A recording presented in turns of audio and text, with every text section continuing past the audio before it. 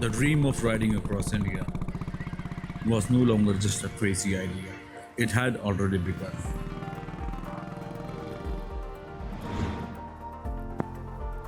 But this dream has awakened to the reality of the promises that India keeps breaking.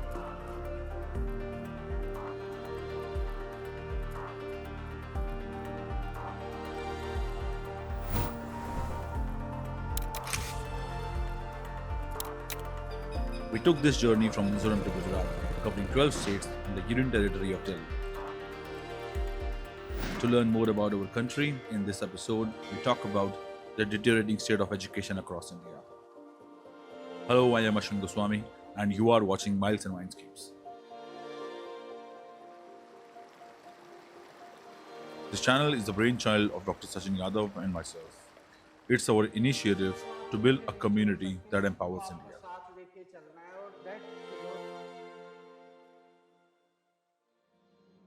एक ऐसा प्रयास जो भारत को उसके सबसे जरूरी मुद्दों पर एकजुट कर सके. Recent concerning developments in India, including a rise in human rights abuses by some government. In Uttar Pradesh, a so-called holy man riled up a Hindu crowd who had gathered in a Muslim area. भारी police बल तैनात किया जा रहा है. All the violence, the Prime Minister has not commented. बीते कुछ सालों में भारत की एकता और अखंडता पर कई सवाल उठे. हम उन्हीं सवालों के जवाब खोज रहे हैं. हम हर भारतीय तक यह संदेश पहुंचाना चाहते हैं कि आज जब समाज को धर्म और समुदाय के नाम पर बांटा जा रहा है, तो यह अक्सर असली मुद्दों से ध्यान भटकाने की एक कोशिश होती है.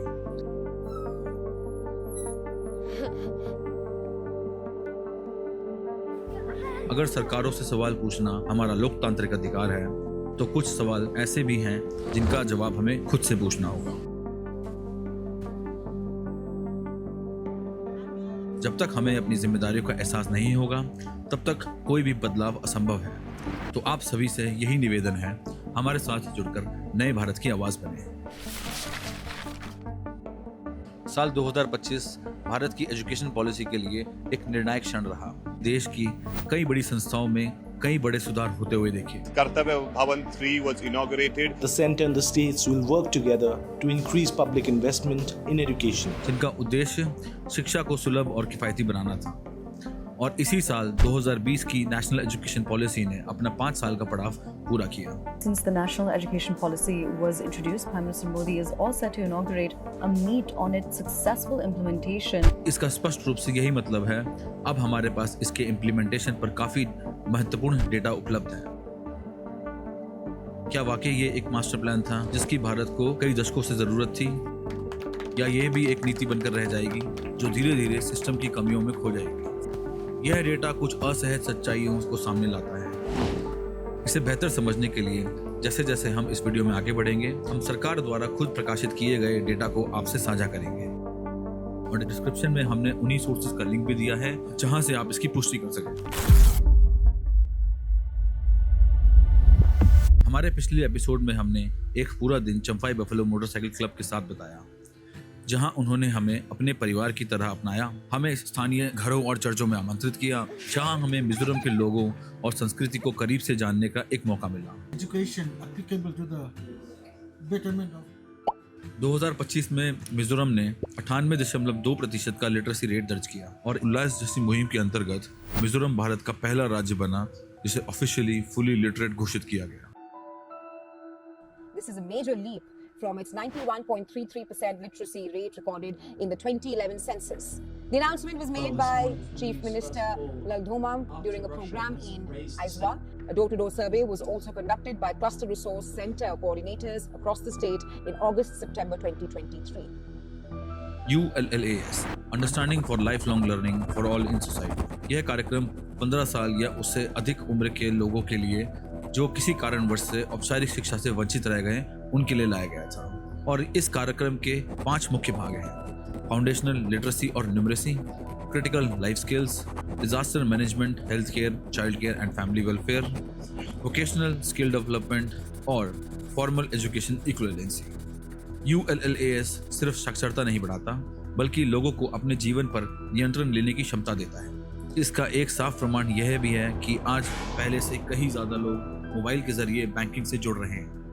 पेटीएम पर 580 रुपए प्राप्त हुए। और यूपीआई इसी दिशा में एक बड़ी उपलब्धि रहा, जिसने जम्मू कश्मीर से लेकर कन्याकुमारी तक, मिजोरम से लेकर गुजरात तक भुगतान सरल और सहज बनाया है।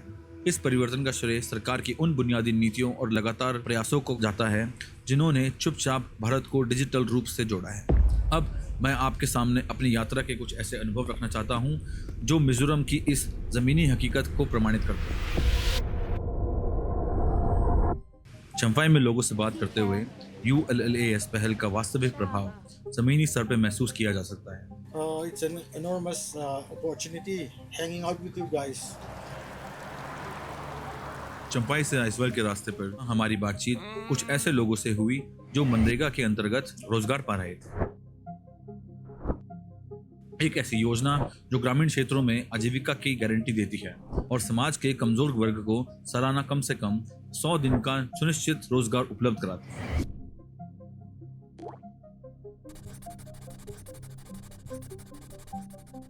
यह वो लोग हैं जो रोजमर्रा के लिए अक्सर कठिन काम करते हैं, जिनके लिए शारीरिक बल अनिवार्य है। सड़कें बनाना, सार्वजनिक बुनियादी ढांचे की मरम्मत करना, वह काम जो देश को चलाए रखने के लिए अनिवार्य है। और फिर भी मिजोरम के इन मजदूरों की अंग्रेजी भाषा पर पकड़ काफी मजबूत थी। सामाजिक और राजनीतिक मुद्दों पर उनकी सोच काफी स्पष्ट नजर आई और हमें कुछ ऐसे अनुभव हुए जो दर्शाते हैं कि मिजोरम का आर्थिक रूप से कमजोर वर्ग भी एक ऐसी सोच रखता है जो राष्ट्र निर्माण के हित में है। मिजोरम के लोगों की यह सकारात्मक सोच साफ तौर पर यह दर्शाती है कि असल कार्यात्मक और जमीनी शिक्षा अपना काम चुपचाप पूरा कर रही है। ULLAS जैसे कार्यक्रमों और सरकार की द्वारा संचालित व्यापक योजनाओं ने वास्तविक सशक्तिकरण की एक ऐसी नींव रखी है जो देश को प्रगति की ओर ले जाती है।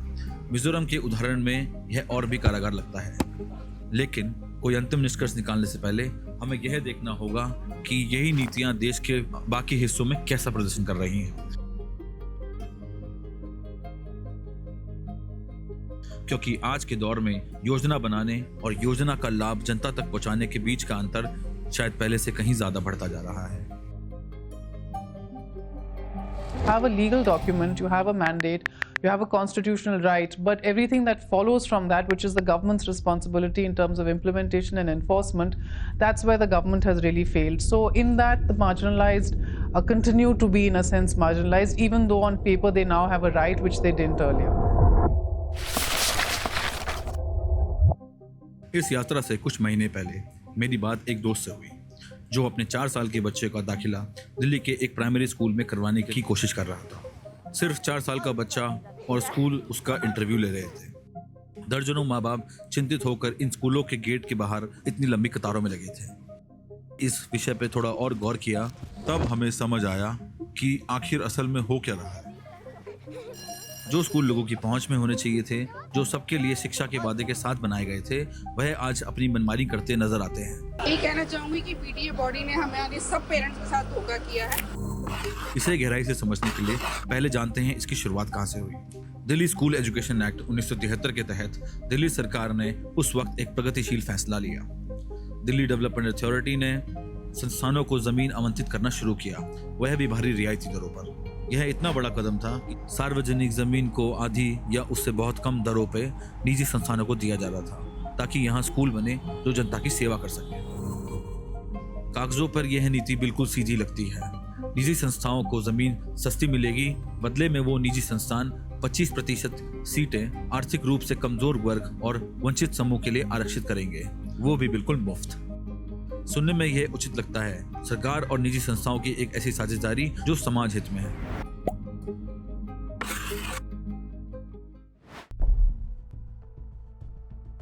असल में जो हमने अनुभव किया यह इस पूरे मॉडल से काफी दूर था। आज के वक्त में इन स्कूलों की सीट लेने के लिए आपको 1 लाख रुपए से 10 लाख रुपए तक का डोनेशन देना पड़ सकता है। उसके बाद मासिक फीस 1,000 रुपए से लेकर 28,000 रुपए तक हो सकती है। जब हमने अलग अलग स्कूलों के फीस स्ट्रक्चर्स को विस्तार से देखा तो एक और चीज सामने आई। चार्जेस की एक लंबी सूची थी जो काफी क्रिएटिव थी। इसके अलावा कई स्कूलों में ऐसी नीतियां थी कि छात्रों को यूनिफॉर्म, किताबें और दूसरी से ज़रूरी चीज़ें स्कूल से ही खरीदनी पड़ेंगी और इन चीज़ों का दाम इन स्कूलों में अक्सर बाजार की कीमतों से कई ज़्यादा पाया गया। यह कोई गलत या अनुचित अपेक्षा नहीं है। जो अभिभावक समक्ष हैं वो एक रैशनल विकल्प चुन रहे हैं। वो चाहते हैं कि उनके बच्चे एक ऐसे माहौल में पढ़ें जो उनकी आकांक्षाओं से मेल खाए, जहां बुनियादी ढांचा भी हो।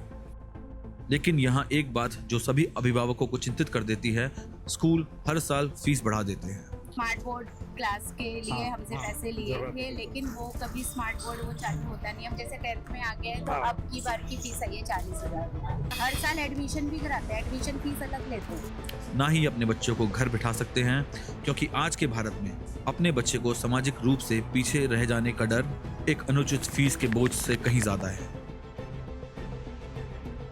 दिल्ली स्कूल एजुकेशन एक्ट 1973 के अंतर्गत जो लैंड पॉलिसी आई थी, जिसमें स्कूलों को 25% सीटें आर्थिक रूप से कमजोर वर्ग के लिए आरक्षित करनी थी, वह खुद एक बहस का विषय है। क्या उन लोगों को वास्तव में आरक्षण मिल पाया या उनकी सीट भी बेच दी गई? फीस लगातार बढ़ना सिर्फ 1-2 साल की दिक्कत नहीं है। यह मुद्दा पिछले 50 से ज्यादा सालों से सिस्टम का हिस्सा बना हुआ है। आज लाखों अभिभावकों के लिए चुनौती सिर्फ दाखिला ही नहीं है, बल्कि उस दाखिले को बरकरार रखना भी है। एक ऐसा गिरोह बन गया है ये, जिसमें आप समझ नहीं सकते कि ये हवा में से पैसे बना रहे हैं स्कूल वाले। प्रॉब्लम ये है कि द स्टैटिस्टिक्स जो डिपार्टमेंट ऑफ एजुकेशन के ऑडिट्स हैं, वो क्लियरली दिखा रहे हैं कि इससे लग्जरी गाड़ियां खरीदी जा रही हैं, ओवर बिलिंग करके पैसा बाहर निकाला जा रहा है। मैं डीओ ऑफिशियल्स के पास जाता हूँ, वो कहते हैं हमारे पास ऑर्डर नहीं है। यूनिफॉर्म हमें सिर्फ एक ही वेंडर से मैंडेटरी है लेना। स्पोर्ट शूज़ एग्जाम्पल हम ले कि वाइट कलर के होते थे, उसमें सिर्फ 2 स्ट्राइप ऐड कर दी ताकि हम कहीं और से ना ले सकें। If you need that quality education will be delivered, having all the facilities in the school, then it has a cost. हर साल स्कूल फीस बढ़ा रहे हैं और नए नए चार्जेस और अन्य खरीदारी का बोझ अब अभिभावकों पे बढ़ता जा रहा है। यह सब शिक्षा के एक मौलिक अधिकार को धीरे धीरे एक फाइनेंशियल बर्डन में बदलते जा रहे हैं। यह दिक्कत इतनी आम हो चुकी है कि अब इस विषय में लोग सवाल उठाना भी भूल गए हैं।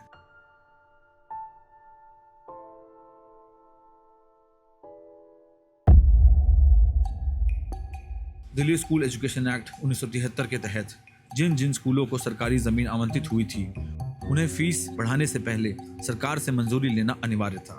Under the DSEAR 1973, private unaided schools on government allocated land must get Directorate of Education approval for any fee hike.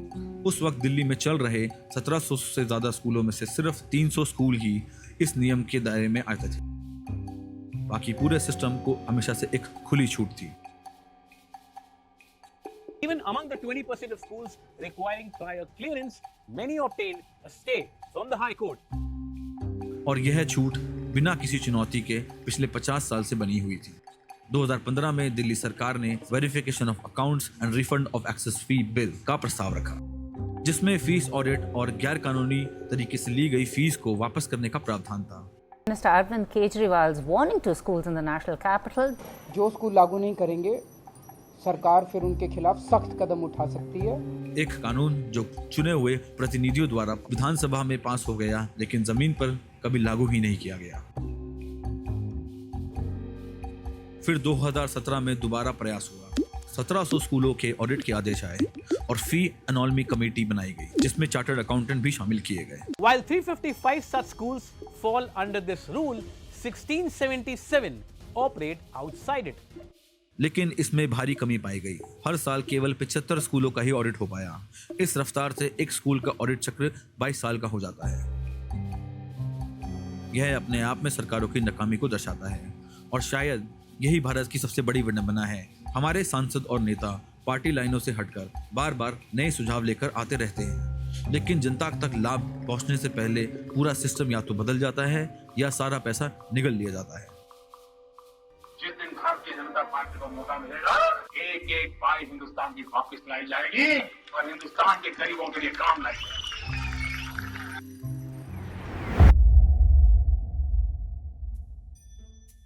2025 दक्षिणी दिल्ली के एक निजी स्कूल ने 20% फीस बढ़ाने की घोषणा की। Now, amid growing outrage over unjustified fee hikes by private schools in Delhi, इसकी प्रतिक्रिया में यह धरना अब दिल्ली के जगह जगह बड़े बड़े स्कूलों के सामने होने लगा। हमारी बच्ची क्लास 8वीं में है।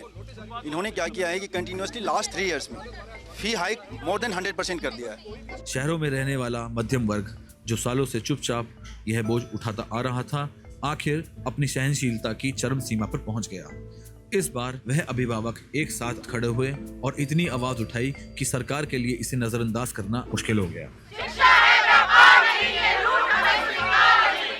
फिर 8 अगस्त 2025 को दिल्ली के इतिहास में पहली बार एक कॉम्प्रिहेंसिव फी रेगुलेशन कानून लाया गया। Chief Minister Rekha Gupta vowed swift action against erring institutions and assured parents that their grievances are being addressed. Delhi सरकार ने एक ऐतिहासिक और साहसिक फैसला कि आज ड्राफ्ट बिल हमने कैबिनेट में पास किया है, जो कि दिल्ली के सभी स्कूलों में, whether that is aided, non aided, private और हर प्रकार के स्कूल, दिल्ली के 1677 स्कूल जो प्राइवेट स्कूल्स हैं, उनमें फीस को लेकर के पूरा का पूरा गाइडलाइन, पूरा प्रोसीजर तय करेगा। और पहली बार इतिहास में दिल्ली सरकार के द्वारा ऐसा बिल बनाया जा रहा है जो कि अपने आप में फुल प्रूफ है। पूरा प्रोसीजर डिफाइन किया गया, अथॉरिटी डिफाइन गई है, उसमें पेरेंट्स की भूमिका, उसमें स्कूल की भूमिका, मैनेजमेंट की, डायरेक्टरेट की और सरकार की। स्कूल अब सिर्फ 3 साल में एक बार फीस बढ़ा सकते हैं। स्कूलों को आंतरिक समिति बनानी होगी जिसमें अभिभावकों का प्रतिनिधित्व होगा और सबसे जरूरी, अभिभावकों को अब वीटो पावर होगी। नियमों के उल्लंघन के लिए कड़े दंड का भी प्रावधान सरकार लेकर आई है। 50,000 प्रति छात्र से लेकर 20 लाख प्रति स्कूल तक का दंड अब स्कूलों को देना पड़ेगा। कागज पर देखा जाए तो यह एक मजबूत कदम है। 1973 से साल 2025 तक पूरे 52 साल लग गए दिल्ली जैसे शहर को, जो दुनिया की सबसे बड़ी लोकतांत्रिक राजधानी है, एक ऐसा कानून जो अभिभावकों के हितों की रक्षा कर सके। जिनके बच्चों के स्कूल जनता की जमीन, जनता के भरोसे और जनता के पैसे से खड़े थे, धीरे धीरे उन्हीं स्कूलों को अब शिक्षा के नाम पर बाजार में बदल दिया गया है। जमीनी हकीकत तो यही है कि डोनेशन, बढ़ती फीस और सारे बेफिजूल खर्च आज भी वसूले जा रहे हैं। सारी व्यवस्था सिर्फ इसलिए ठप है क्योंकि आप इसे ठप होने दे रहे हैं। एक या दो लोगों के आगे आने से बहुत बड़ा बदलाव नहीं हो पाएगा। प्रत्येक नागरिक को अपनी जिम्मेदारी समझनी पड़ेगी और इस जन आंदोलन में शामिल होना पड़ेगा।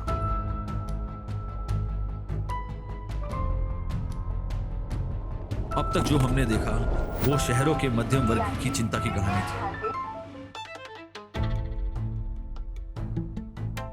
दिल्ली के स्कूलों का ढांचा कई मायनों में एक मॉडल बन चुका है, जहां शिक्षा धीरे धीरे पैकेट में डालकर सही दाम पर बेची जा रही है और शिक्षा का यही मॉडल अब पूरे देश में अपनाया जा रहा है। लेकिन यह सिर्फ आधी तस्वीर है। अब बात करते हैं वह आधी तस्वीर जो कभी इन स्कूल की लंबी लाइनों तक पहुंच ही नहीं पाई।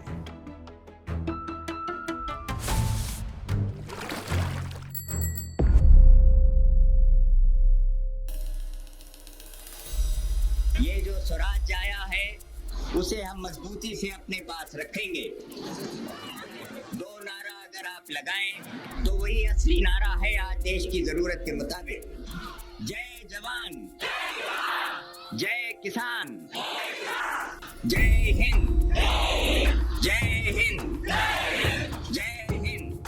साल 1965 में पाकिस्तान के विरुद्ध भारत को एकजुट करने के लिए भारत के दूसरे प्रधानमंत्री श्री लाल बहादुर शास्त्री जी ने जय जवान और जय किसान का नारा दिया था। तब उन्होंने भारत की फूड सिक्योरिटी के लिए किसानों को एकजुट करने का प्रयास किया और फिर आई हरित क्रांति, जिसने भारत को एक कृषि प्रधान देश बनाया। जिन किसानों को भारत की खाद्य सुरक्षा के क्षेत्र में आत्मनिर्भर बनाया, आज सरकारें उन्हीं किसानों के साथ विश्वासघात करने पर उतारू होती जा रही है।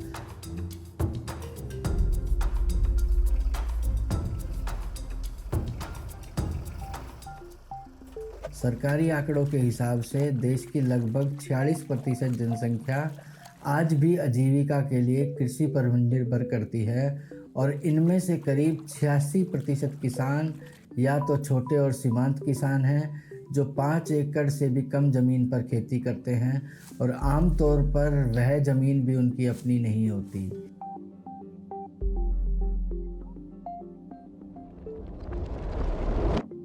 अब यहाँ से तस्वीर और धुंधली हो जाती है। नेशनल स्टैटिस्टिकल ऑफिस के 77वें सर्वे के अनुसार भारत के एक किसान के घर की औसत आय लगभग 10,218 है और इसमें सब कुछ शामिल है।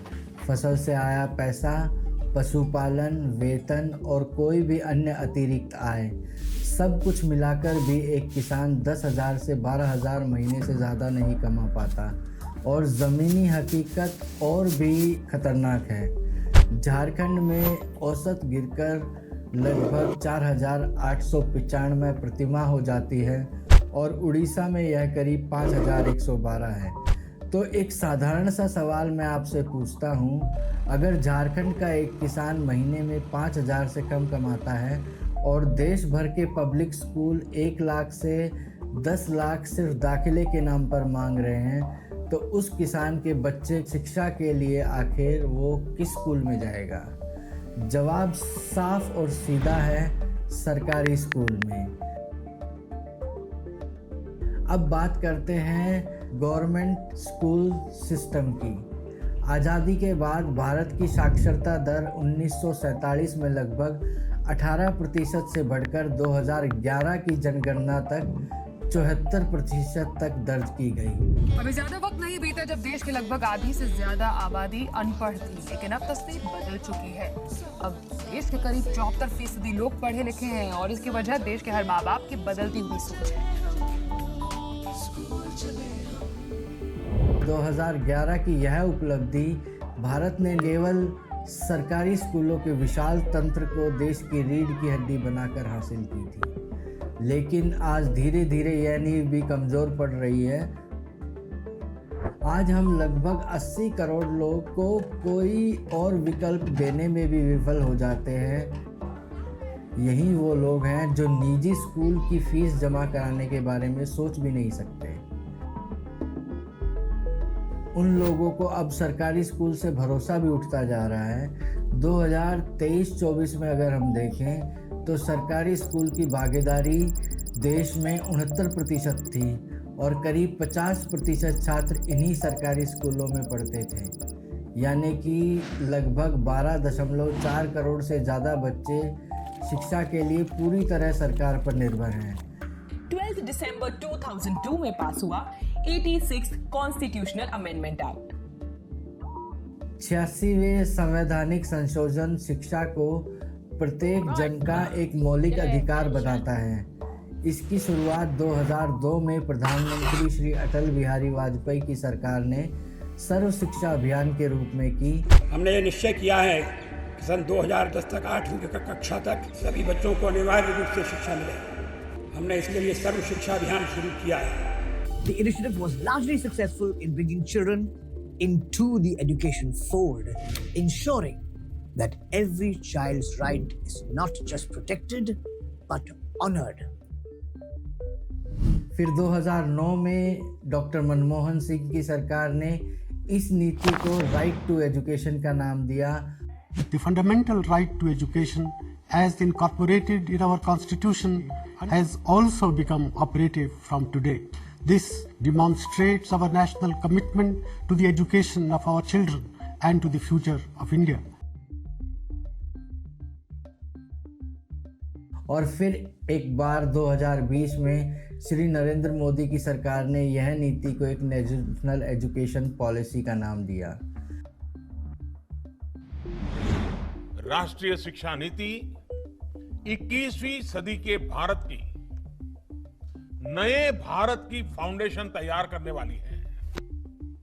21वीं सदी के भारत को हमारे युवाओं और हमारे युवाओं को जिस तरह की एजुकेशन की जरूरत है, जैसी स्किल्स चाहिए, राष्ट्रीय शिक्षा नीति पर इन बातों पर विशेष फोकस है।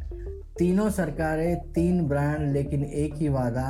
कागज पर देखा जाए तो यह एक शक्तिशाली योजना लगती है, लेकिन तीनों सरकारों ने इस विषय में कई चुनौतियों का सामना किया। The Act promises to ensure education for all children between 6 and 14. A whopping 22 crore children, out of which nearly 1.1 crore are out of school. पूर्णिमा विद्युतु रहना। लेकिन असली सवाल यह है कि डेटा हमें क्या बताता है। डेटा हमें बताता है कि माध्यमिक स्तर कक्षा 9 और कक्षा 10 पर ड्रॉप आउट दर 12.61 से बढ़कर 2024 में 14.1 हो गया है। साथ ही 2024 में 13 राज्य और केंद्र शासित प्रदेशों में सरकारी स्कूल के नामांकन में भारी गिरावट देखी गई। यहाँ पर जब ये आंकड़े पेश किए गए कि लगातार 3 वर्ष से भारत में स्कूल नामांकन में गिरावट आ रही है, शिक्षा मंत्रालय की आपकी UDISE प्लस 2023-24 की एक रिपोर्ट आई है। इस रिपोर्ट के अनुसार 2022-23 में 25.17 करोड़ बच्चों का नामांकन था। 23-24 में ये घट करके पता है कितना हो गया है? 24.80 करोड़ हो गया है। सिर्फ उत्तर प्रदेश में ही एक साल में लगभग 28 लाख छात्र स्कूल से बाहर हो गए हैं। और उत्तर प्रदेश जैसे राज्य में जहां पे 75 से 80% तक घर कृषि पर निर्भर हैं और एक महीने में सिर्फ 10,000 से कम कमाते हैं, इन परिवारों के लिए अब कोई दूसरा विकल्प नहीं है। जहां देश के बहुमत किसान, दिहाड़ी मजदूर और ग्रामीण परिवारों के बच्चे एक ऐसी सरकारी स्कूल व्यवस्था में फंसते जा रहे हैं जो अपर्याप्त बजट से जूझ रही है। और सरकार के अपने ही डेटा के मुताबिक हर साल से ज़्यादा बच्चे ड्रॉप आउट कर रहे हैं और हर साल नामांकन भी घटता जा रहा है। 37 लाख बच्चों ने स्कूल ड्रॉप आउट कर दिया है।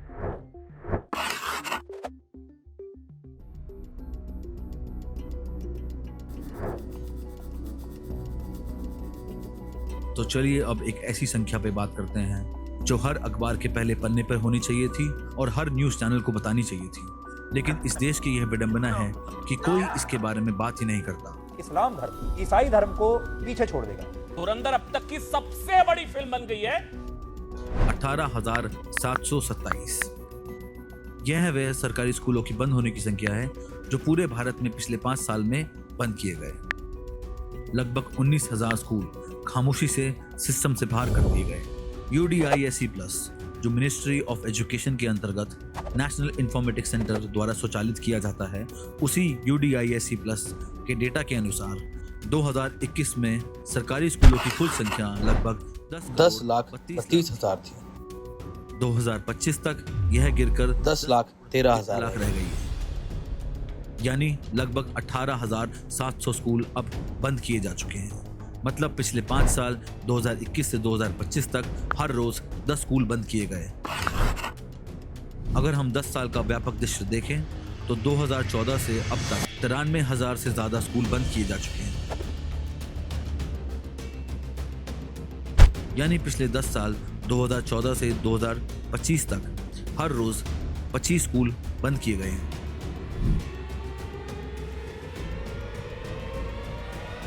तो फिर से वही सवाल सामने आके खड़ा हो जाता है, असल में आखिर हो क्या रहा है?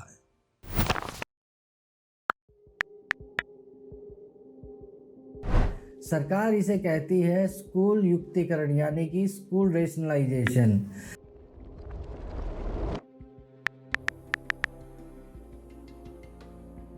कागज पर यह विचार सकारात्मक लगता है, कम नामांकन वाले छोटे स्कूलों को मर्ज करके बड़े और बेहतर संसाधन संपन्न संस्थान बनाया जा सके।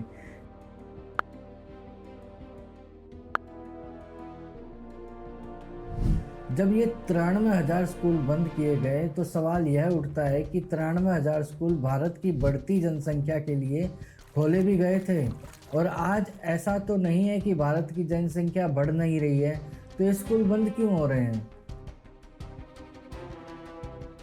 संसद में पूछा गया एक सवाल, मिनिस्ट्री ऑफ एजुकेशन ने यह पुष्टि की कि शिक्षा संविधान का कॉन्करेंट लिस्ट में आती है। मतलब सरल शब्दों में केंद्र सरकार इसकी निगरानी रखेगी और राज्य सरकारें इन नीतियों को लागू करेगी। यानी कि स्कूल खोलना, बंद करना या मर्ज करना यह पूरी तरह राज्य के हाथों में है। बात करते हैं राज्य के आंकड़ों की। मध्य प्रदेश सबसे ज़्यादा प्रभावित रहा। सिर्फ 5 सालों में ही मध्य प्रदेश में 6,972 सरकारी स्कूल बंद किए गए, जो किसी भी राज्य में सबसे ज़्यादा हैं। और 2025 में ही एमपी के 5,500 से ज़्यादा स्कूलों में क्लास 1 में शून्य नामांकन दर्ज किया गया। उड़ीसा में भी इसी अवधि में 4,500 से ज़्यादा स्कूल या तो बंद किए गए या मर्ज किए गए। और जम्मू और कश्मीर में भी Jammu and Kashmir reorganisation act 2019 के बाद लगभग 4,380 स्कूल जो बंद किए गए, उसका कारण प्रशासनिक पुनर्गठन रहा। यूपी में 9,508 स्कूल सिर्फ एक ही शिक्षक के साथ चल रहे हैं, जो मिलकर लगभग 6.2 लाख छात्रों को संभालने का काम कर रहे हैं। सोचो, एक शिक्षक, सैकड़ों बच्चे, अलग अलग कक्षाएं और एक ही कमरा। There are over 1 lakh schools in India being run by a single teacher. That means attendance, teaching, midday meals, record maintenance and all government duties are all handled by one person alone. तो सरकारें चाहे किसी भी party की हो, देश के किसी भी क्षेत्र में हो, निशाना हमारे देश का बच्चों का भविष्य ही रहा। ये संख्याएं सिर्फ आंकड़े नहीं, ये उस सरकार की विफलता को दर्शाते हैं जो देश और बच्चों के उज्जवल भविष्य के साथ खिलवाड़ कर रही हैं। सीतापुर के सरकारी स्कूलों में पढ़ने वाले बच्चों ने अपने माता पिता के जरिए इलाहाबाद हाईकोर्ट के लखनऊ बेंच में 2 अपील दायर की। हालात इतने खराब हो चुके हैं कि सीतापुर के 51 छात्रों ने याचिका दायर की और इलाहाबाद हाई कोर्ट को हस्तक्षेप करना पड़ा और कोर्ट को मजबूरन यूपी के स्कूल मर्जर ड्राइव पर स्टे ऑर्डर लगाना पड़ा। सुनवाई के बाद हाईकोर्ट ने सीतापुर के प्राथमिक स्कूलों के मर्जर पर स्टे लगा दिया। कृष्ण कुमारी नाम की छात्रा और 51 और बच्चों के माता पिता ने एक पीआईएल दाखिल की थी, जिसमें कि आज डिविजनल बेंच ने ये फैसला सुनाया कि जो 7 जुलाई का आदेश था 5,000 स्कूलों के मर्जर का, उसमें जो बच्चों ने निवेदन किया था, बच्चे के माता पिता ने, कि भाई बच्चों का भविष्य जो है वो अंधकार में हो रहा है और मर्जर के बाद ऐसा ना हो कि कहीं बच्चों को आने जाने में दिक्कत हो, पढ़ाई में दिक्कत हो। इसको देखते हुए आज जो डिविजनल बेंच है उसने फैसला सुनाया कि भाई वहाँ की स्थिति, सीतापुर जिले की स्थिति अभी यथावत रखी जाएगी।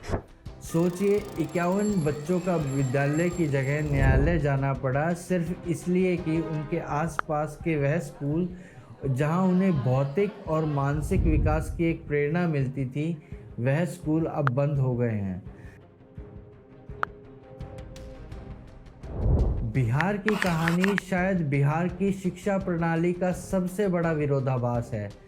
एक तरफ ASER 2022 के मुताबिक बिहार में सिर्फ 19.8% क्लास 3 के बच्चे क्लास 2 की किताबें पढ़ पाते हैं और सरकारी स्कूलों में यह संख्या गिरकर सिर्फ 12.9% तक रह जाती है।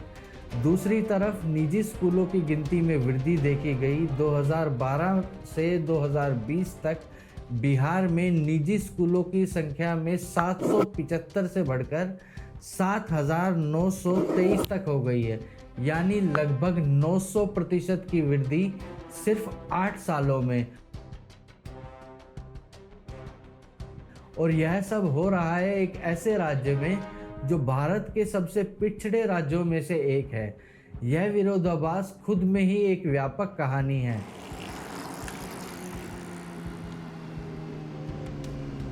बिहार की सरकार अपनी शिक्षा प्रणाली पर काफ़ी खर्च करती है, जिसका एक बड़ा हिस्सा शिक्षकों के वेतन में चला जाता है, लेकिन फिर भी बिहार की शिक्षा प्रणाली समस्याओं से घिरी हुई है।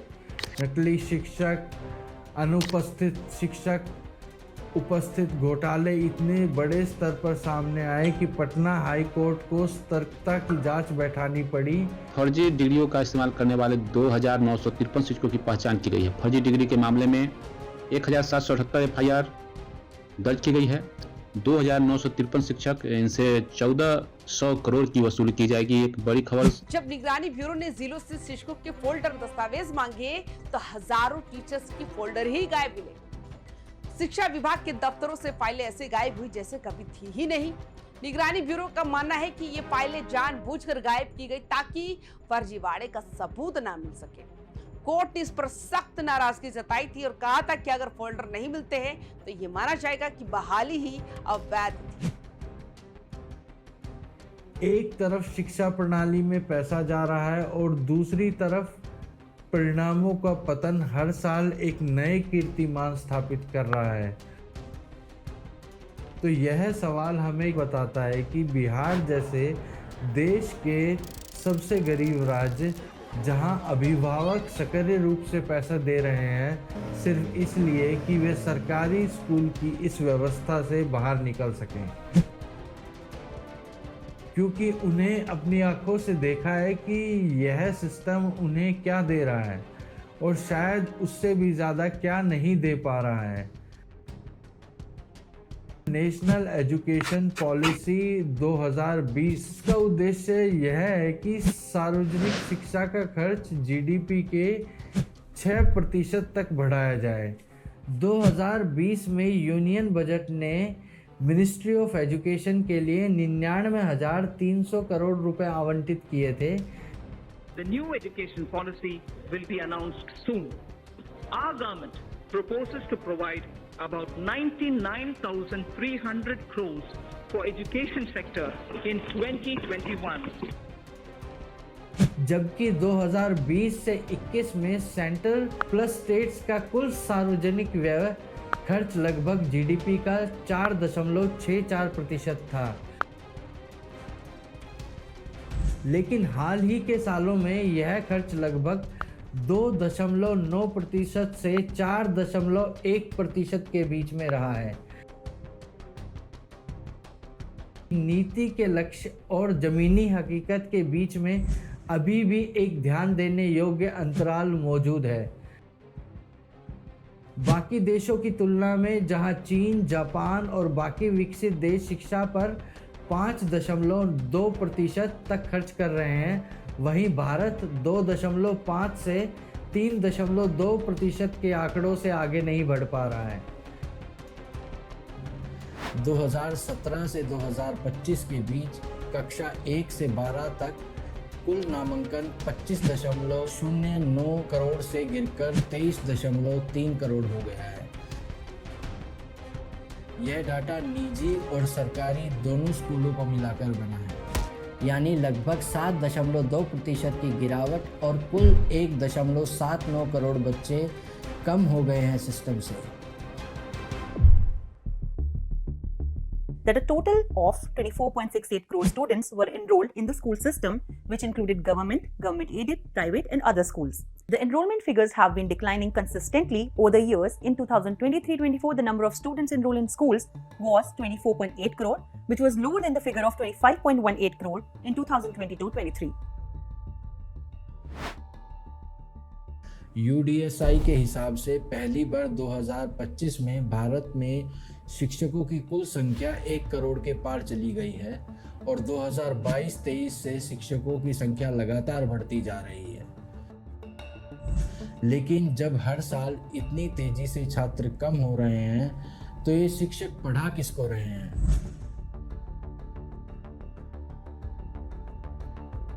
सबसे तेजी से गिरावट उस वर्ग में हो रही है जो पहले से ही असुरक्षित है।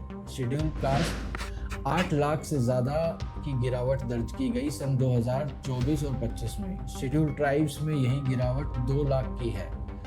ओबीसी में ये गिरावट 3 लाख तक दर्ज की गई। ये वे लोग हैं जो सरकार पर सबसे ज़्यादा निर्भर करते हैं और अब वही सरकारें धीरे धीरे इन्हें शिक्षा प्रणाली से बाहर करती जा रही हैं।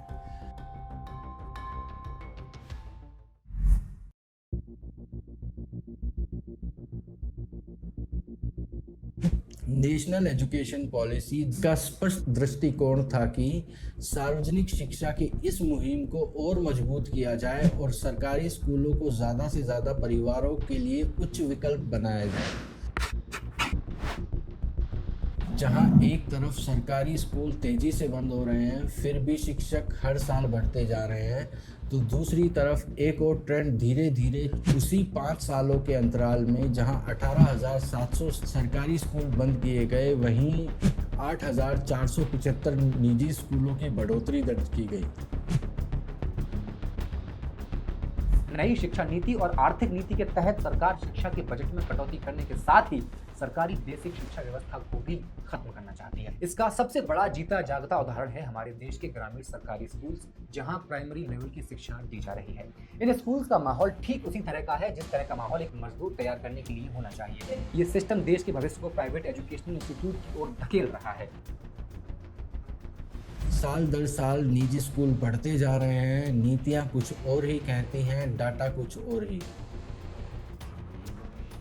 जब किसी गांव का एक सरकारी स्कूल बंद होता है या किसी दूसरे स्कूल में मर्ज कर दिया जाता है, तो उन बच्चों का क्या होता है जो रोज सुबह पैदल चलकर वहां जाते थे। कुछ बच्चे स्कूल बदल लेते हैं, लेकिन बहुतों के लिए कोई और विकल्प नहीं रह जाता है, खासकर बिहार या उड़ीसा के ग्रामीण क्षेत्रों में पढ़ रही लड़कियों के लिए। यह लंबी दूरी सिर्फ एक बाधा नहीं बनती है, अक्सर यह स्कूल छोड़ देने का एक कारण बन जाती है। और जो परिवार महीने के 5,000 रुपये कमाते हैं, उनके लिए यातायात का खर्च एक ऐसी रुकावट बन जाता है जिसके सामने उनके पास ड्रॉप आउट के अलावा कोई और दूसरा विकल्प नहीं होता। और यह सिर्फ ग्रामीण क्षेत्रों की कहानी नहीं है। शहरों में रहने वाले कम आय वाले परिवार जो अनौपचारिक क्षेत्र, घरेलू कार्य, दिहाड़ी मजदूरों का काम करते हैं, उनके बच्चे भी सरकारी स्कूलों पर ही निर्भर करते हैं। और ये स्कूल शहरों की सीमाओं से भी उतनी ही खामोशी से गायब हो रहे हैं जितने गांवों से। राइट टू एजुकेशन एक्ट 2009 कहता है कि हर बच्चे को मुफ्त और अनिवार्य शिक्षा का अधिकार है, और यह भी मैंडेट करता है कि प्राथमिक स्कूल तक पहुंचने के लिए किसी भी बच्चे को 1 किलोमीटर से ज़्यादा दूर तक ना जाना पड़े। लेकिन जब इस रफ्तार से स्कूल गायब हो रहे हैं, तो यह शिक्षा की गारंटी धीरे धीरे एक झूठा वादा लगने लगती है। और शायद असली सवाल यह है कि आखिर उन स्कूलों के साथ साथ कितने भविष्यों पर भी ताला लग गया है। सरकारी स्कूलों का वार्षिक समापन दर लगभग 8% तक पहुंच चुका है, जबकि निजी स्कूल लगभग दुगनी रफ्तार से करीब 15% सालाना दर से बढ़ रहे हैं। Government schools have fallen by 9% and private schools have gone up by 15%. But they still could not match up to the closure of the government schools. The closure of government schools, the increase in private schools hasn't compensated for the kind of increase in population that we have as a country. Waging a war on affordability of education and access to education. अब यह रुझान ऐसे ही चलता रहा तो सरकारी school, जो भारत के सबसे गरीब परिवारों के लिए एक लौता विकल्प है, एक सिकुड़ते हुए और सबसे ज़्यादा असुरक्षित वर्ग के लिए धीरे धीरे शिक्षा की मुहिम के पीछे छूटते जा रहे हैं। कम संसाधन और धीरे धीरे कम होती राजनीतिक इच्छा शक्ति यह संकट को सबसे ज्यादा खतरनाक, आर्थिक रूप से कमजोर और अल्पसंख्यकों के लिए बना देता है। ये वही लोग हैं जिनके लिए यह सरकारी शिक्षा प्रणाली असल में बनाई गई थी। अगर यह रुझान ऐसे ही चलता रहा तो लाखों बच्चे से शिक्षा का मौलिक अधिकार धीरे धीरे छीन लिया जाएगा। यह सिर्फ पॉलिसी फेलियर नहीं, यह एक पीढ़ी दर पीढ़ी का जुआ खेला जा रहा है, और इसमें दांव पर लगे हैं भारत के सबसे गरीब परिवारों के बच्चे, जिनसे कभी पूछा भी नहीं गया। निजी स्कूल इस प्रणाली में अब यह निर्णय करेंगे कि किसे शिक्षा का अधिकार है और किसे पीछे छोड़ा जा सकता है। जो स्कूल 2027 में बंद होंगे वे आज भी खुले हुए हैं। जो बच्चे अगले साल ड्रॉप आउट होंगे वे अभी इस पल इन स्कूलों में हैं। अभी भी वक्त है, लेकिन ज़्यादा नहीं, और वक्त सरकारी आंकड़ों की तरह अगले नीति चक्र का इंतजार नहीं करेगा। भारत आज के समय में पूरे मानव इतिहास के सबसे बड़े डेमोग्राफिक डिविडेंड पर बैठा है। 2030 तक सिर्फ 5 साल में भारत के पास 100 करोड़ से ज़्यादा वर्किंग एज जनसंख्या होगी।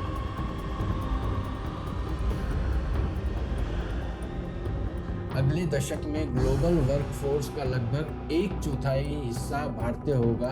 यह एक असाधारण मौका है जो भारत के पास बार बार नहीं आएगा। वैसा ही मौका जिसने चाइना को आज विकसित बनाया है और जिसने सिंगापुर को एक पीढ़ी में बदल कर रख दिया है। लेकिन डेमोग्राफिक डिविडेंड की एक शर्त होती है, यह तभी काम करता है जब लोग ये योग्य हों, और यहाँ हम पीछे हैं। आज भारत में सिर्फ 20% वर्कफोर्स के पास फॉर्मल स्किल ट्रेनिंग है। विकसित देशों में यह औसत 80% है। साउथ कोरिया जैसा देश अपनी वर्कफोर्स में करीबन 70% लोगों को स्किल करता है और भारत सिर्फ 20%। मतलब सीधा है, जिस अवसर को हम हाथ से नहीं जाने देना है, आज हम उसके बिल्कुल उल्टी दिशा में भागते नजर आते हैं। Sub Collector of Dharmagar in Kalahandi district was detained by the State Vigilance Department on Sunday. 2041 के बाद भी भारत की वर्किंग एज पॉपुलेशन छोटी हो जाएगी। हमारे पास सिर्फ 15 साल हैं। 15 साल या तो हम इस सबसे बड़े डेमोग्राफिक अवसर के लाभ ले सकेंगे या फिर चुपचाप इसकी समय सीमा होते देखते रहेंगे बिना किसी औपचारिक घोषणा के। एक अनस्किल्ड जनसंख्या टैक्स नहीं देती, वह देश के टैक्स के पैसे पर निर्भर हो जाती है। मुफ्त राशन, MNREGA, subsidise gas, cash transfer जैसी चीजों पर इतनी निर्भर हो जाती है कि देश का जो पैसा विकास के लिए इस्तेमाल होना था वह गरीब वर्ग के पोषण में ही खत्म हो जाता है। हर साल बहनों को 36,000 रुपया मिलेंगे। इंडिया गठबंधन की सरकार बनाइए, 2,500 रुपए प्रति महीना वाली सरकार बनाइए। हम किसी से कम थोड़ी हैं। ऐसे प्रोग्राम्स गलत नहीं हैं। ये आर्थिक रूप से कमजोर लोगों को जरूरत को पूरा करते हैं। The only earning member of the family returned home during COVID and now does odd jobs in Sonbhadra says the free ration scheme was a lifesaver, but the family never got the full quota each month. परंतु भारत का लक्ष्य एक strong welfare state बनाना नहीं होना चाहिए। हम एक welfare dependency बढ़ते जा रहे हैं। आत्मनिर्भर भारत बनाना है तो उन लोगों की गरिमा को स्थापित करना होगा जो इन प्रोग्राम्स पर निर्भर करते हैं।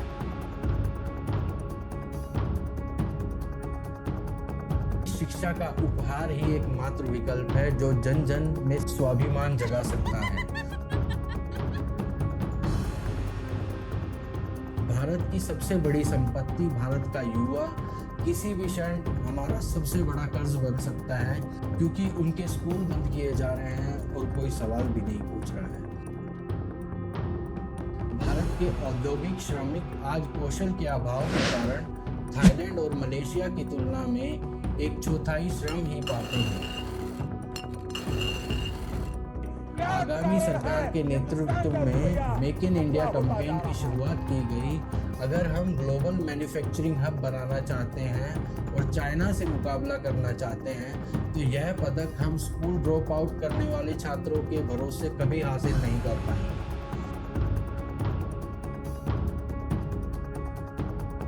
यह भारत की महत्वाकांक्षाओं और जमीनी हकीकत के बीच बहुत बड़ा फासला दर्शाता रहेगा।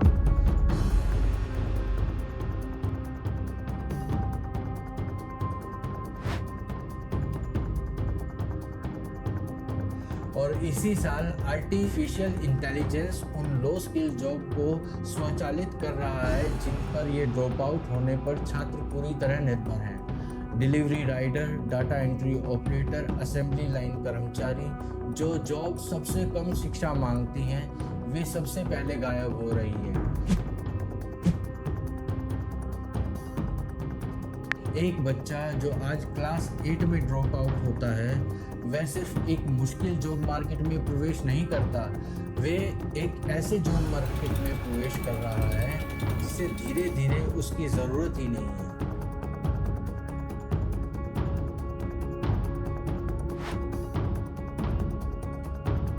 भारत में लेबर फोर्स में महिलाओं की भागीदारी 37% के आसपास है, जबकि चाइना में 70% के आसपास है। यानी कि भारत के डेमोग्राफिक डिविडेंड का आधा हिस्सा शुरू से ही सीमित होता जाता है, क्योंकि जब एक लड़की स्कूल छोड़ती है वह एक भविष्य छोड़ देती है, जहां वह काम कर सकती थी, कमा सकती थी, आविष्कार कर सकती थी, लेकिन वह शिक्षा छोड़कर जब जल्दी शादी और जल्दी ही माँ बन जाती है तो आमतौर पर ऐसे देखा गया है कि ऐसे अभिभावकों के बच्चे भी ऐसा ही करते हैं। यह चक्र अपने आप नहीं टूटता, वह धीरे धीरे पीढ़ियों दर पीढ़ी आगे बढ़ता चला जाता है।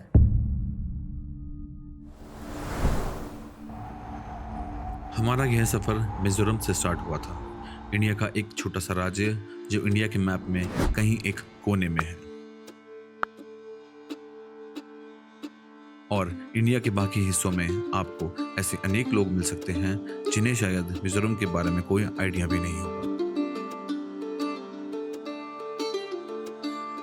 बट मिजोरम की एक बहुत खास बात है जिसने हमें बहुत इंस्पायर किया कि यहाँ की सरकार ने एक्चुअली घर घर और गांव-गांव जाकर अपने नागरिकों को शिक्षित किया, और वह भी इस बात की गारंटी के लिए कि कोई जन भी पीछे ना छूट जाए। यहाँ के लोगों ने वह समझा जो शायद हमारी गवर्नमेंट्स ने अभी तक रियलाइज नहीं किया कि education is not an expense. और चंफाई से भुज की इस जर्नी में हमें कुछ ऐसे लोग भी मिले जो शायद इस सिस्टम के विक्टिम बने, और कुछ ऐसे हीरोज जो इस सिस्टम को बदलने की नॉन स्टॉप कोशिश कर रहे हैं to make our society little better every day.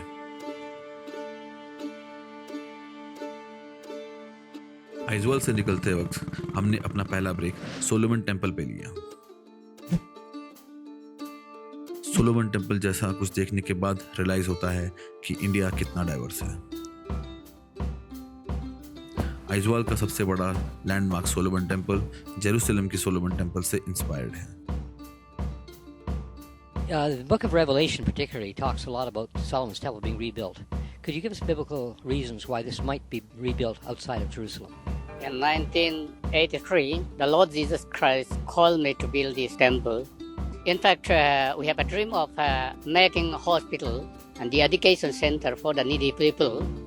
1991 में जब LB साइलो ने इसे यहाँ बनाने का प्रपोजल रखा था, तब वह एक ऐसा चर्च बनाना चाहते थे जो पूरा वाइट हो, प्योर हो और टाइमलेस हो। इसकी फाउंडेशन 1996 में रखी गई, लेकिन इसे पूरा होने में लगभग 20 साल लग गए। व्हाइट मार्बल से बना सोलोमन टेम्पल आज मिजोरम के हरे भरे पहाड़ों के बीच चमकता हुआ ऐसा लगता है जैसे इस चर्च को यहाँ कहीं से उठाकर रख दिया गया, क्योंकि यहाँ जो व्हाइट मार्बल लगा है वह यहाँ आसपास के पहाड़ों में नहीं मिलता। इसे पीस बाय पीस हजारों किलोमीटर दूर राजस्थान से लाया गया है, और यह देखकर हम भी यह सोचने पे मजबूर हो गए कि इंडिया कितना वेल कनेक्टेड है। हम खुद भी उसी डायरेक्शन में जा रहे थे, लेकिन सोलोमन टेम्पल पे लगा वो सफेद पत्थर, वो जर्नी हमसे पहले कंप्लीट हो चुका था।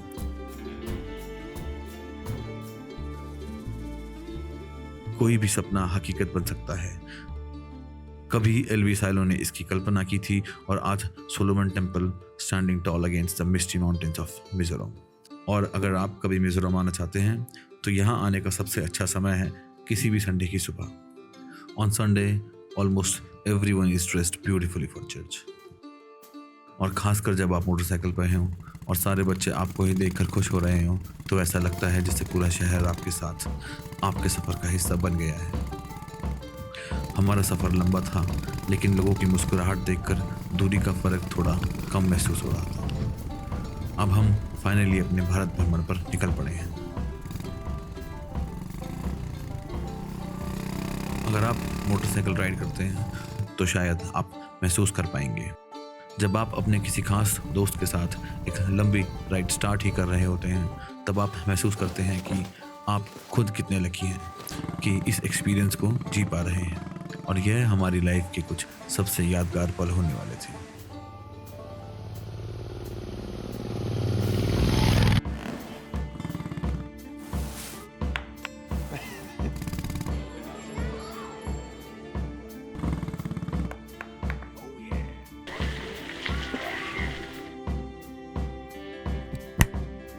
और उस सुबह मिजोरम से निकलते वक्त यह सब कुछ एक सपने की तरह सच हो रहा था। रास्ते में हमने कुछ और जगहों पर रुककर एक्सप्लोर किया, सीखा और बस उस मोमेंट को एब्जॉर्ब किया।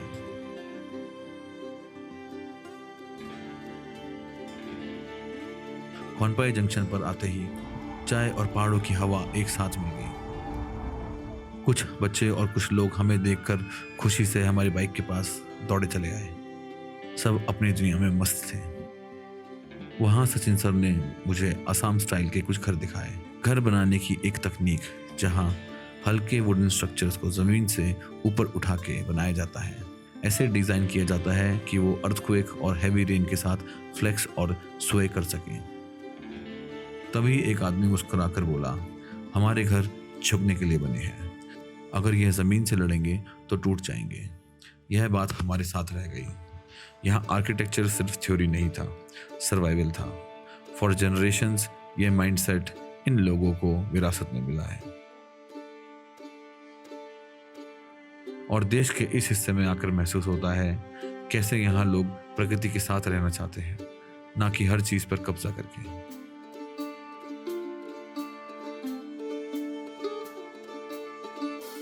चलते चलते हमारे सामने एक ऐसा दृश्य भी आया जिसे देखकर मैं और सचिन सर बस उस पल में ही वहीं रुक गए। ये हमारी इस पूरी जर्नी का सबसे सुंदर दृश्य होने वाला था।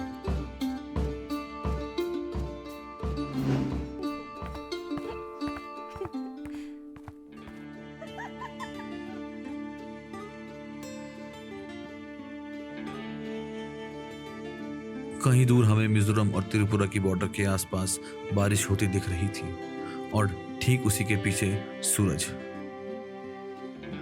मन तो कर रहा था खुद 1 या 2 दिन वहीं बिताए जाएं, लेकिन ज़्यादा समय ना होने की वजह से हमें वहाँ से भी निकलना पड़ा। तभी रास्ते में हमें एक पुलिस ऑफिसर मिले। उनके सवाल सीधे थे, पर जब हमने उन्हें अपने east to west India expedition के बारे में बताया तब साहब का चेहरा हल्का सा लाल पड़ गया और वह कुछ पल के लिए सुन्न होकर बस हमें देखते ही रहे और फिर बोले, सेफली जाओ और ऐसी ही कहानियां बताते रहना।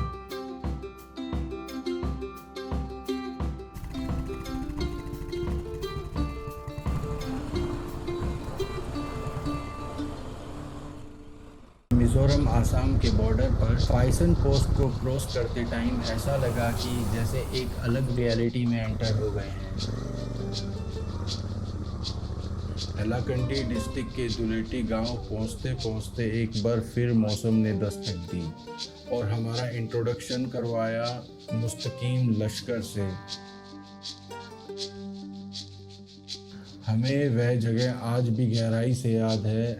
ऐसा लग रहा था जैसे वह एक ऐसी जगह हो जहां एक साथ सारी प्रॉब्लम्स का बोझ हो।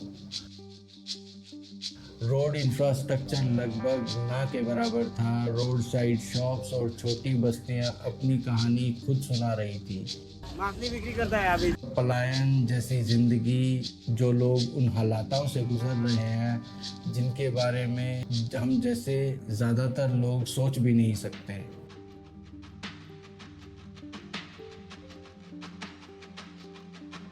कुछ बच्चों ने बाइक्स को देखा तो वे दौड़कर हमारी तरफ आए। उनकी आंखों में चमक देखकर हमें अपने पुराने दिन याद आ गए। उस उम्र में जब हम भी किसी बाइकर को देखकर सोचते थे तो एक दिन हम भी ऐसे ही राइड करेंगे। सच कहूँ तो यह लगभग हर बच्चे का सपना होता है और शायद वही मोमेंट था जहाँ से हमारी मोटरसाइकिल की जर्नी स्टार्ट हुई थी।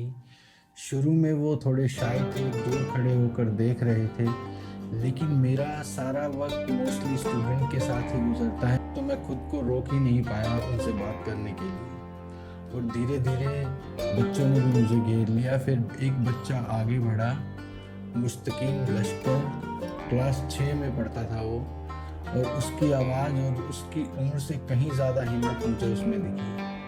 उसने हमें बताया उन स्कूलों के बारे में जो क्लास 10 पर ख़त्म हो जाते हैं, उन दोस्तों के बारे में जो बीच में ही पढ़ाई छोड़ देते हैं, न इसलिए कि वे चाहते थे बल्कि इसलिए कि आगे का रास्ता लिटरली ख़त्म हो जाता है। नहीं मालूम। अच्छा, और मैथ भी है, गणित है। अच्छा, गणित में क्या क्या पढ़ाता है? स्कूल पे टीचर आता है? ओके, तो सुबह कितना बजे स्टार्ट होता है स्कूल? 10 बजे से। अच्छा, 10 बजे से स्टार्ट होता है और कितने बजे तक होता है? 10 बजे से 2 बजे तक, 1 बजे तक। सिर्फ 3 घंटे का स्कूल होता है। हाथ मिलाओ। इतना नहीं शर्माते हैं।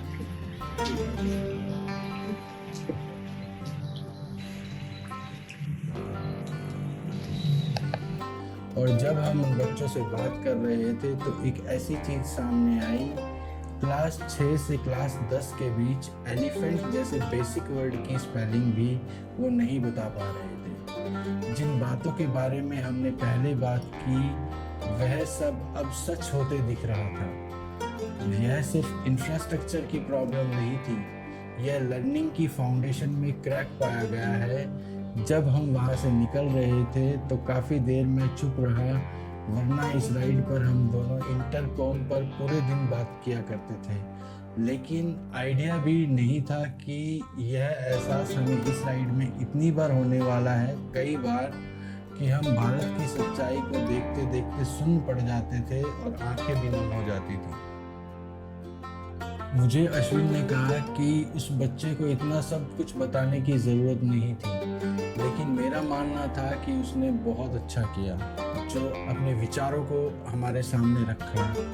जो उसने ज़मीनी की हकीकत अपने मुंह से बताई वो भारत की विफलताओं को उजागर करती है, क्योंकि मुस्तकीम जैसे बच्चे की बात कुछ और ही होती है। वह सिर्फ स्टैटिक्स नहीं होते, वह किसी UDISC रिपोर्ट का एक डाटा पॉइंट नहीं है, वह एक इंसान है, एक नाम के साथ, एक क्लास के साथ और एक आवाज़ के साथ, जो हेलाकंडी के एक धूल भरे सड़क के किनारे से कहीं ज़्यादा दूर तक सुने जाने के लायक है। मुस्तकीम जैसे बच्चों से मिलना ऐसी जगह पर जहां हाईवे बाईपास कर देते हैं और हेडलाइंस कभी पहुंचती ही नहीं, इंसान को अंदर से बदल देता है।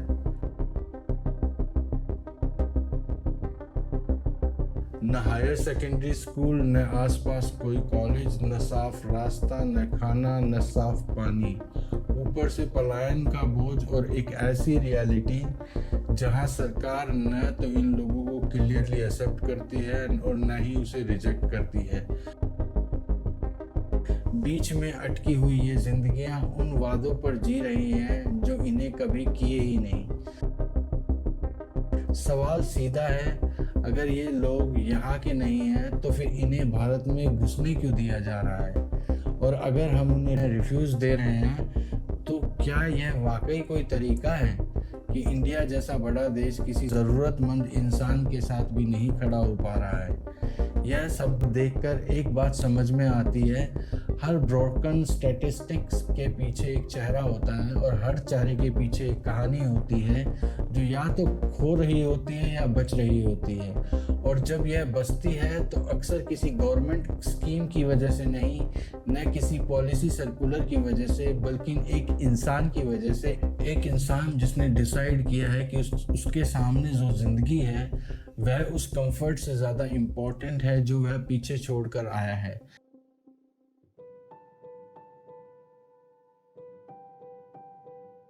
And that brings us to a name that if things were fair in this world, you would already know Ahmed Ali. Assam के दक्षिण हिस्से में करीमगंज जिले के एक छोटे से गांव खलीरबंद मधुरबंद में एक बुजुर्ग व्यक्ति आज भी रिक्शा चलाता है। नाम है अहमद अली, उम्र 88 वर्ष, पहचान एक साधारण रिक्शा चालक, लेकिन उनकी कहानी बिल्कुल असाधारण है। He saw a dream in which his child was pulling a rickshaw because he too was not educated. The dream haunted him. He wondered about his children. He also thought of other children who never go to school. He decided to do something to change this. Ali spent all his savings. He also sold 32 bighas of his ancestral land and used the money to set up 9 schools. Today, Ali is happy that nobody has to live with the sin of illiteracy. Ali believes that education is the most important thing in life and everyone should get a chance to get it. Not to get education amounts to committing a sin. The first word revealed in the Quran is Iqra, The revelation of Iqra emphasizes the importance of knowledge, learning, and the role of education within Islam. Ahmad Ali खुद कभी school नहीं जा पाए, गरीबी ने उनकी शिक्षा छीन ली, लेकिन उन्होंने ठान लिया मेरे समाज का कोई भी बच्चा अनपढ़ नहीं रहेगा। रिक्शा चलाकर जो कमाई होती थी वही उनकी पूंजी होती थी और उसी कमाई से उन्होंने अपने परिवार का पालन पोषण किया और उसी कमाई से शुरू किया एक सपना। साल 1978 उन्होंने अपनी पैतृक जमीन का एक हिस्सा बेच दिया। आज वही सपना 9 स्कूलों में बदल चुका है। 3 lower primary school, 5 middle English medium school और एक हायर सेकेंडरी स्कूल। 500 से अधिक बेटियां और लगभग 100 बेटे आज उन स्कूलों में पढ़ रहे हैं। তো মানুষের হতে নিয়ে স্কুলে দিতে আমার না কিন্তু আমাদের যদি আমি মিলে করি যে স্কুল করি তো আমার দেশেরও হতে করিবা বা আমার ছেলে মেয়ে আছেন আমারও করিবা ও আপনার আরম্ভ করলাম ও তখন অফিসারের বউ বা অফিসারের হতে এটা বইয়া নিতে আমার নাম ও তখন মাটামাটি করলাম করে ঠিক আছে তুমি ইয়ে করো জমিন দান করো জমিন 3 বিঘা লাগবে যদি আমি স্কুল বইটা করো ও তো আপনার জমিন গভর্নমেন্টে দান করলাম আসাম সরকারের নামে করলাম করিয়াও তো আপনার করলাম করিয়া এটা আপনার বোঝার সে আমি ফাই দিলাম গ্রান্ট ফাই দিলাম গ্রান্ট হওয়া তো আরও বাড়িল না একটা এলপি নাই একটা কোনটা নাই ও আপনার 3টে এলপি করলাম। सोचिए एक ऐसे व्यक्ति जो खुद कभी पढ़ नहीं पाया, दूसरों के लिए उसने शिक्षा के दरवाजे खोल दिए। उन्होंने अपनी 32 बीघा पुश्तैनी जमीन दान कर दी, अपनी सारी बचत लगा दी और कभी अपने नाम का बोर्ड तक लगाने की अपनी इच्छा तक जाहिर नहीं की। हमारे स्कूल बनाया है हमारे गांव के चाचा ने, अहमद अली चाचा ने बहुत मेहनत करके इस स्कूल बनाया। एक भी स्कूल नहीं था, हमारे चाचा ने 9 स्कूल बनाया है, उनमें से एक हाई स्कूल है। गांव वालों के दबाव में स्कूल का नाम रखा गया Ahmed Ali senior secondary school, लेकिन वे आज भी कहते हैं कि मुझे रिक्शा चालक ही चाहिए क्योंकि उनके लिए हर काम में गरिमा है। उनकी निस्वार्थ सेवा की गूंज दिल्ली तक पहुंची। प्रधानमंत्री नरेंद्र मोदी ने मन की बात कार्यक्रम में उनका जिक्र किया और 76वें गणतंत्र दिवस समारोह में उन्हें विशेष अतिथि के रूप में आमंत्रित किया। जब मुझे आपके पत्रों में पढ़ने को मिलता है कि कैसे असम के करीमगंज के एक रिक्शा चालक अहमद अली ने अपनी इच्छा शक्ति के बल पर गरीब बच्चों के लिए 9 स्कूल बनवाए हैं, तब इस देश की अदम्य इच्छा शक्ति के दर्शन होते हैं। सोचिए एक रिक्शा चालक राष्ट्र के सबसे बड़े समारोह में सम्मानित अतिथि के रूप में खड़ा था। जब उनसे पूछा गया कि उन्हें कैसा लग रहा है, उन्होंने कहा मुझे संतोष है कि मेरे गांव के बच्चे पढ़ रहे हैं। उनकी आंखों में चमक थी, सम्मान की नहीं, कर्तव्य निभाने की। बदलाव के लिए बड़ी डिग्री की नहीं, बड़ा दिल चाहिए। गरीबी बाधा हो सकती है लेकिन इरादा नहीं रोक सकती। शिक्षा सिर्फ किताब नहीं, भविष्य है। हमें उन्हें कैसे सराहें, तालियों से, पुरस्कारों से या सोशल मीडिया पोस्ट से? उनके लिए सबसे बड़ा सम्मान होगा उनके मिशन को आगे बढ़ाना। जहाँ भी शिक्षा की कमी है, आवाज़ बनना। जहाँ बच्चे स्कूल छोड़ने को मजबूर हैं, वहाँ सहारा बनना। जहाँ बेटियाँ पढ़ नहीं पा रही हैं, वहाँ बदलाव की पहल करना। अहमद अली ने हमें दिखाया कि एक रिक्शा भी क्रांति का पहिया बन सकती है। उनका इरादा, उनकी सादगी और उनका शिक्षा के प्रति उनका समर्पण हम सब के लिए प्रेरणा स्रोत है। आज जब हम उनकी कहानी सुनते हैं तो हमें सिर्फ गर्व नहीं, जिम्मेदारी भी महसूस होनी चाहिए, क्योंकि ऐसे लोग इतिहास की किताबों में नहीं, लोगों के जीवन में बदलाव लिखते हैं। अहमद अली, आपको सलाम।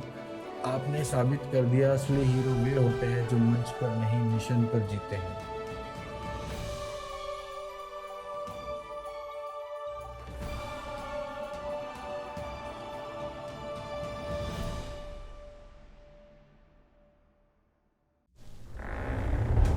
यह कहानी सिर्फ सुनने के लिए नहीं है, यह कहानी आपको जगाने के लिए है।